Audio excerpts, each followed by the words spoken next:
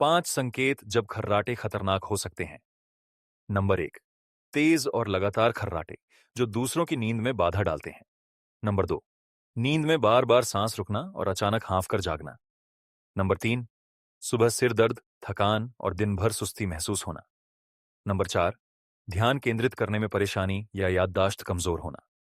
Number 5, high blood pressure, हृदय रोग या डायबिटीज जैसी समस्याओं का बढ़ना।